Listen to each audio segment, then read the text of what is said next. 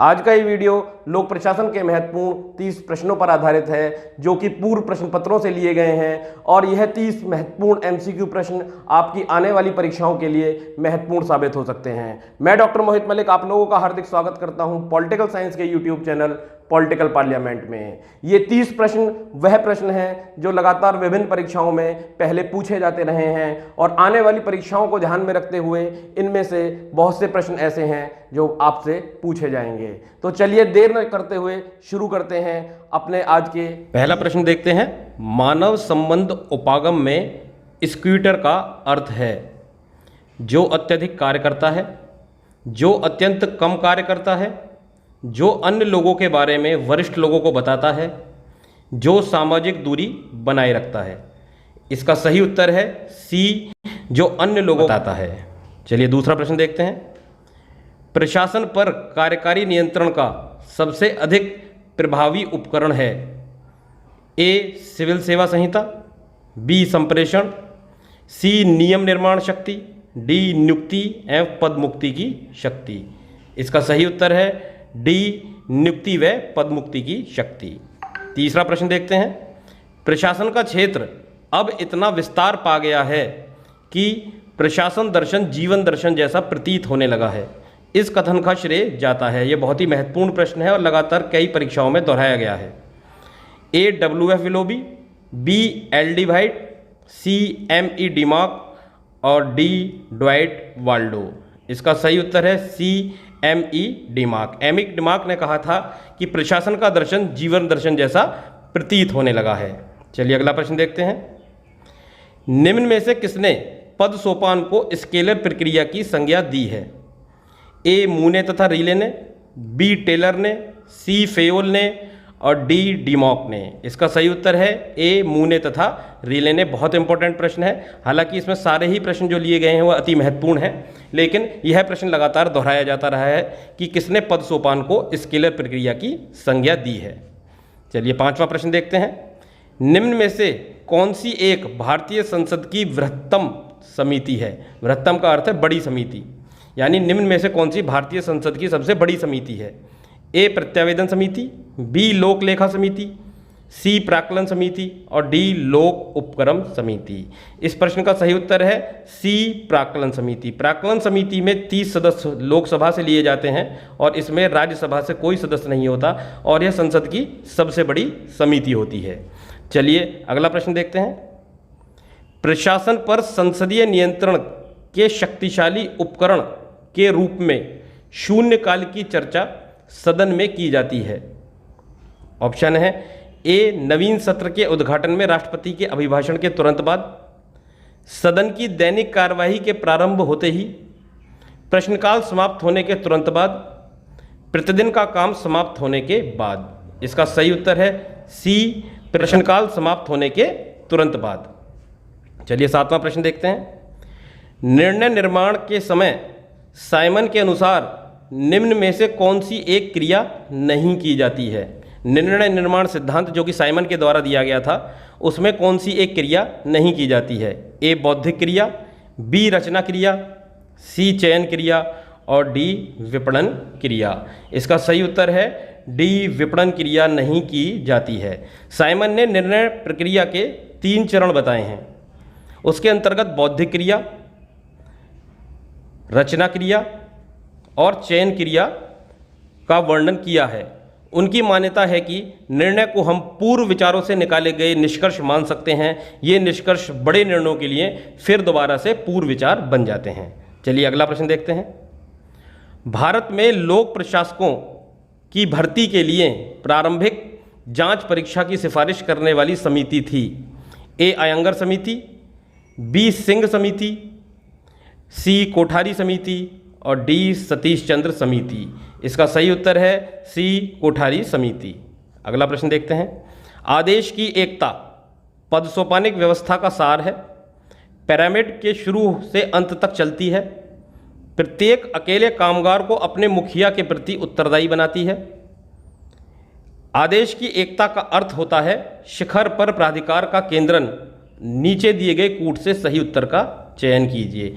1 व 2 सही हैं, 1, 2 व 3 सही हैं, 2, 3 व 4 सही हैं, या सभी चारों सही हैं? इसका सही उत्तर है सभी चारों सही हैं। आदेश की एकता एक पदसोपानिक व्यवस्था का सार है। यह पिरामिड के शुरू से अंत तक चलती है। प्रत्येक अकेले कामगार को अपने मुखिया के प्रति उत्तरदायी भी बनाती है और यह शिखर पर प्राधिकार का केंद्रण भी करती है। चलिए अगला प्रश्न देखते हैं। पद सोपान से संबंधित निम्न में से कौन सा एक कथन सही नहीं है? यह उच्चस्थ अनिष्ट संबंधों में बाधा उत्पन्न करता है, यह प्राधिकार के प्रयोग को सुगम बनाता है, यह क्रियाओं के समन्वय में सहायता करता है, यह संप्रेषण का मार्ग बनाने में सहायता करता है। इसका सही उत्तर है ए, पद सोपान यह उच्चस्थ अनिष्ट संबंधों में बाधा उत्पन्न नहीं करता है, इसलिए इसका उत्तर सही होगा ए। चलिए 11वां प्रश्न देखते हैं। निम्नलिखित में से किसने एक सही निर्णय लेने के लिए रणनीतिक कारकों तथा असंगत कारकों के मध्य विभेद की वकालत की थी? ए, फेयोल, बी, बर्नार्ड, सी, साइमन और डी, फॉलेट। इसका सही उत्तर है सी, साइमन। निर्णय के समस्या पर साइमन ने संगठन की समस्या को उसके सामाजिक या मनोवैज्ञानिक संदर्भ में देखा था।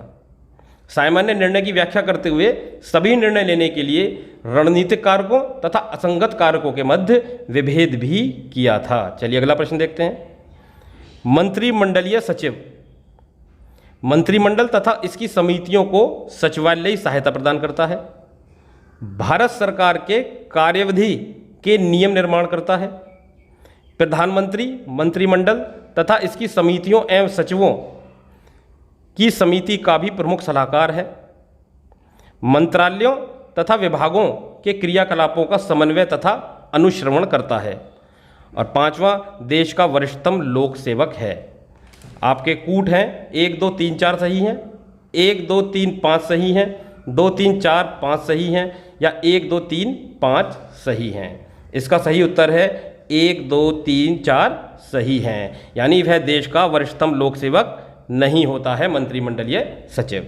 1 सही, 2 सही, 3 सही और 4 सही।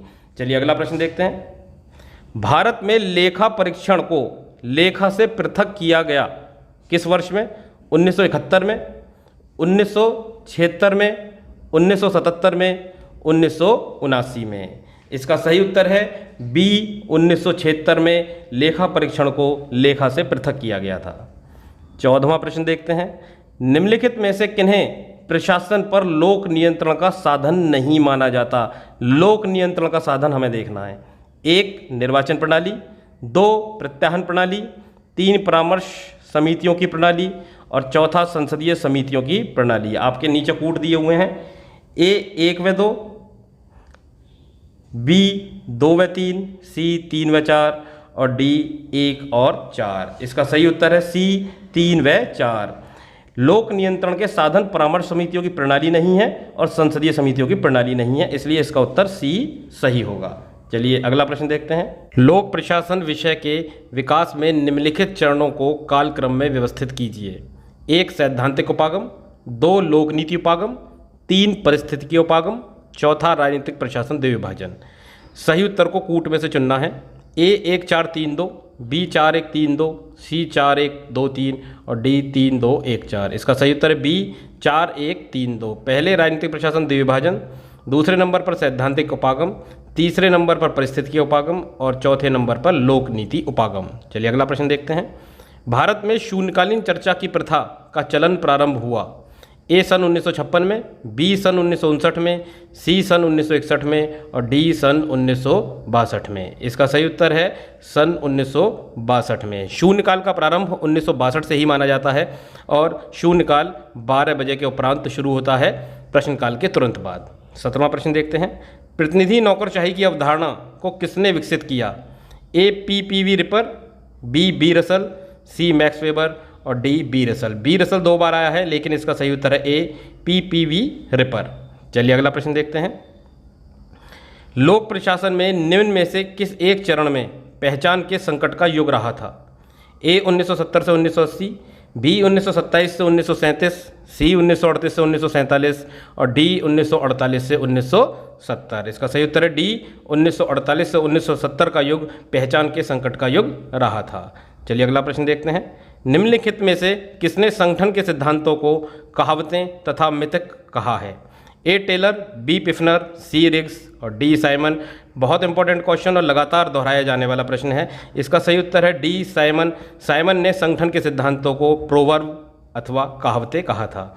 चलिए अगला प्रश्न देखते हैं।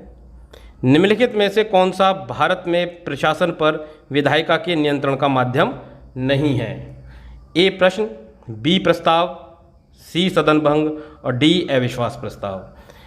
प्रशासन पर विधायिका के नियंत्रण का माध्यम नहीं है। इसका सही उत्तर है सी सदन भंग। प्रशासन पर विधायिका के नियंत्रण का माध्यम नहीं है। चलिए अगला प्रश्न देखते हैं। भारत का नियंत्रक तथा महालेखा परीक्षक प्राप्ति तथा खर्चों की लेखा परीक्षा नहीं करता। किनकी लेखा परीक्षा भारत का नियंत्रक महालेखा परीक्षक नहीं करता?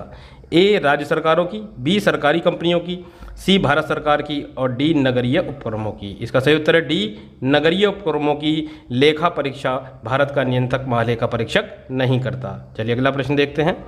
शून्य आधारित बजट का सिद्धांत विकसित किया गया था।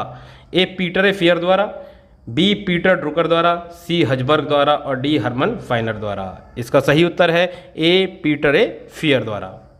23वां प्रश्न देखते हैं। भारत की संचित निधि पाती है सरकार द्वारा प्राप्त सभी राजस्व, सरकार द्वारा प्राप्त किए गए सभी ऋण, सरकार द्वारा प्राप्त सभी ऋणों के भुगतान का धन, सार्वजनिक कार्यालयों तथा न्यायालयों में जमा किए जाने वाली सभी धनराशियाँ।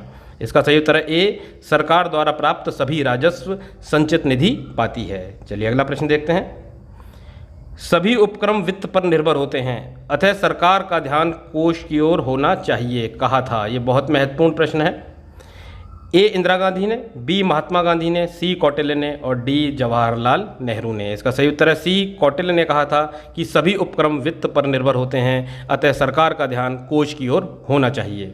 25वां प्रश्न देखते हैं। संसद में बहस के दौरान गिलोटिन उन मांगों पर प्रयोग किया जाता है जो वार्ता के बाद अनुमोदित हुई, वार्ता के बाद अनुमोदित नहीं हुई, वार्ता के बाद घटाई गई, समय अभाव के कारण जिन पर वार्ता नहीं हो पाई। इसका सही उत्तर है डी समय अभाव के कारण जिन पर वार्ता नहीं हो पाई उन्हें गिलोटिन कहा जाता है। चलिए अगला प्रश्न देखते हैं। मानव संबंध किस एक पर केंद्रित करता है?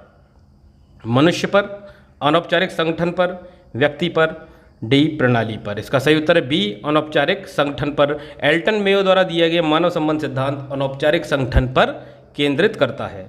27वां प्रश्न देखते हैं। भारतीय संसद में बजट पास होने की प्रक्रिया में कितने चरणों से होकर गुजरता है? ए 2 चरण, बी 4 चरण, सी 5 चरण और डी 6 चरण। इसका सही उत्तर है सी 5 चरणों से होकर बजट गुजरता है। चलिए अगला प्रश्न देखते हैं। किसने इस बात पर जोर दिया कि नौकरशाही एक स्वतंत्र अस्तित्व है और समाज चाहे पूंजीवादी हो या समाजवादी वह बनी रहेगी? ए मैक्स वेबर, बी साइमन, सी कार्ल मार्क्स और डी लियो ट्रॉट्स्की। इसका सही उत्तर है ए मैक्स वेबर ने कहा था कि नौकरशाही एक स्वतंत्र अस्तित्व है और चाहे समाज पूंजी या समाजवादी हो वह बनी रहेगी। 29वां प्रश्न देखते हैं। लोक प्रशासन मूलतः संबंधित है जनमत के आकलन से, लोक नीति के निर्माण से, लोक नीति के क्रियान्वयन से या लोक न्यास की गतिविधियों से। इसका सही उत्तर है सी लोक नीति के क्रियान्वयन से लोक प्रशासन मूलतः संबंधित है। चलिए अगला प्रश्न देखते हैं। निम्नलिखित में से कौन एक अखिल भारतीय सेवाओं में नियुक्तियां करता है? ए संघ लोक सेवा आयोग, बी प्रधानमंत्री, सी गृह मंत्रालय और डी राष्ट्रपति। इसका सही उत्तर है डी राष्ट्रपति अखिल भारतीय सेवाओं में नियुक्ति करता है। अखिल भारतीय सेवाओं के लिए चयन की प्रक्रिया संघ लोक सेवा आयोग करता है, जबकि इसकी नियुक्तियां राष्ट्रपति के द्वारा की जाती हैं। ये वीडियो आपको कैसा लगा कमेंट सेक्शन में जरूर बताइएगा।